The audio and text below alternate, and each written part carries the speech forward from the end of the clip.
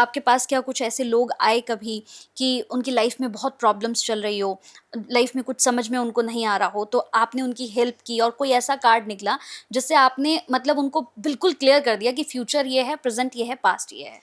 अ, ऐसे मेरे पास बहुत सारे एग्जाम्पल्स होंगे हम्म। कंचन। मतलब आप मुझसे पूछ रहे हैं कि मैं अपनी खजाने की पेटी खोलूं और बताऊं हम्म। मेरी फेवरेट ज्वेलरी कौन सी है। हाँ हाँ। तो मेरे पास ये जितने भी सारे एक्सपीरियंसेस हैं बहुत रिच, बहुत यूनिक रहे हैं। बहुत लोग मेरे पास आते हैं अपनी लाइफ में छोटी छोटी तकलीफ़ों के साथ जिनके वो सोल्यूशंस मांगते हैं। कभी कभी लाइफ पर्पस से भी लोग आते हैं। तो टैरो बड़ा इंटरेस्टिंग है। जब मैं आपसे बोली थी ना कि एक कार्ड में कितना यूनिवर्स समाता है, मुझे एक ये किस्सा बहुत अच्छे से याद है कंचन। जब मेरे पास एक क्लाइंट आई और उसने 1 आवर का सेशन बुक किया और मैंने सिर्फ एक कार्ड उठाया और मुझे ऐसा लग रहा था जैसे मुझे सब कुछ उसका पास्ट प्रेजेंट फ्यूचर सब कुछ उस कार्ड में दिखाई दे रहा है। हम्म। वो कार्ड था 7 ऑफ कप्स। बहुत ही खूबसूरत कार्ड है जहाँ पर एक आदमी खड़ा होकर अपनी चॉइसेस, बहुत सारे 7 कप्स हैं जिनमें अलग अलग एलिमेंट्स हैं और वो अपनी चॉइसेस इस तरह से खड़े होकर देख रहा है और वो खोया हुआ है। इसे लोग ख्याली पुलाव वाला कार्ड भी कहते हैं, डे ड्रीमिंग का कार्ड भी कहते हैं, बहुत सारे नाम जोड़े गए हैं। लेकिन जब मैं उस क्लाइंट से बात करी थी मुझे ऐसा रियलाइज़ हुआ कि ये इसकी लाइफ के 7 पर्पसेस हैं और मुझे उन पर उसे गाइड करना है। हमने पूरे 60 मिनट्स एक कार्ड पे स्पेंड किया। मेरे लिए वो एक अनफॉरगेटेबल जर्नी है कि उसकी लाइफ का एक एक पहलू मैंने उस एक कार्ड से बताया। And by the end of the reading हम दोनों इतने इमोशनल स्टेट पे थे। वो तो आधे से ज़्यादा सेशन में शी वॉज वेरी हिस्टेरिकल कि आप मतलब कैसे बता रहे हो मेरी लाइफ के। मतलब आप समझ लीजिए कि एक कार्ड के एक एक सिंबल से जो उसकी लाइफ के पहलू खुले हैं, उसके पर्पसेस खुले कि किस एज से क्या। That was one of the most interesting examples जो मैंने कैरी किया।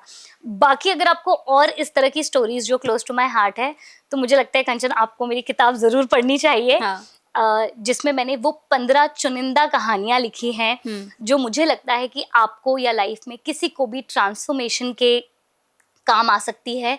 मैंने अलग अलग फैक्ट्स लिखे हैं अपनी टैरो कार्ड की जर्नी। आप जब ये बुक पढ़ेंगे आपको ऐसा लगेगा जैसे आप मेरे सामने बैठ के मुझसे बात कर रहे हैं।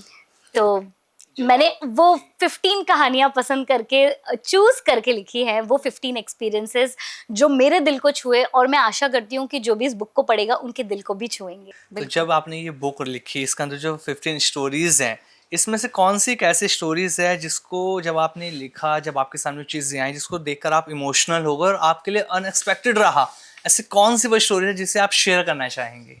जब मैं कहानियाँ लिख रही थी तो जी। मुझे एक चीज़ रियलाइज़ हो रही थी कि मुझे क्लाइंट के बारे में सारा सच, उनका नाम, अ, एक बिजनेस ऑनर हाँ। होता है, एक प्रोफेशनल ऑनर होता है कि क्लाइंट का डिटेल, नाम या उसकी पूरी कहानी इस तरह से नहीं आनी चाहिए कि उसे ऐसा लगे कि मेरी इनर मोस्ट सीक्रेट्स शेयर हुई हैं। तो उनमें तो मुझे थोड़ा थोड़ा फिक्शन रखना ही पड़ा क्योंकि मैं एज इट इज़ नहीं लिख सकती थी। मैं बस एक वो आवाज़ पहुंचाना चाहती थी कि ट्रांसफॉर्मेशन इस तरह से भी किए जा सकते हैं। आपको हर ये इसे मैंने 5 हिस्सों में लिखा है, वो मैं आपको धीरे धीरे समझाऊंगी जी। जब आप टैरो में आएंगे कि टैरो में किस तरह से 5 हिस्से होते हैं। और इसी तरह से मैंने इस बुक को भी 5 हिस्सों में कार्ड्स के हिसाब से डिवाइड किया है। तो इन पांचों कहानियों के पहले प्रिल्यूड्स लिखे हुए हैं। ये जो प्रिल्यूड्स हैं मेरी लाइफ की झलकियां हैं कि किस तरह से टैरो ने मेरी लाइफ में वो ट्रांसफॉर्मेशंस लेकर आया। जैसे जब मैंने सोल स्टोरीज लिखी तो जैसे 5 हिस्सों में जब मैंने डिवाइड करी इनको, तो सोल क्लोजर्स नाम से जो मेरा पहला हिस्सा है 5 हिस्सों में से, वो मीडियमशिप की कहानियां हैं कि किस तरह से टैरो मीडियमशिप में मतलब आपको स्पिरिचुअल एनर्जी, स्पिरिट्स एनर्जी या जिसे कहते हैं कि स्पिरिट वर्ल्ड से भी कनेक्ट करता है। जी। जब मैं उसका प्रिल्यूड लिख रही थी तब मुझे जब वो सारी बातें अपनी लाइफ के जो एक्सपीरियंसेस याद आ रहे थे, दैट वाज फर्स्ट चैप्टर। जब मैंने लिखना शुरू किया तब तो मैंने एक बुक का नाम या उस चैप्टर का नाम भी नहीं सोचा था, मैंने सिर्फ प्रिल्यूड लिखना शुरू किया था। एंड कभी कभी आपको लिखते लिखते रियलाइज होता है कि मैं यहाँ से यहाँ तक चलकर आ गई और मैं वो फर्स्ट पेज पर ही इतनी इमोशनल हो गई थी कि माय गॉड मैं बुक कैसे खत्म करूंगी, जबकि मेरे पास एक फ्रेमवर्क पहले से तैयार था आमिर कि मुझे ये लिखना है। सबसे पहले बैठ के मैंने फ्रेमवर्क तैयार किया था तो मुझे दिमाग में बहुत क्लियर था कि कौन सी 15 स्टोरीज मैं टेबल पर लेकर आऊंगी। हाँ। किस तरह की स्टोरीज मैं लोगों तक पहुंचाना चाहती हूँ। तो वो बहुत क्लैरिटी थी।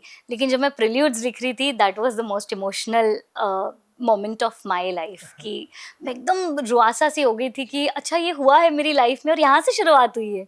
और आज यहाँ तक पहुँच गए। खुशी होती है, बहुत खुशी होती है।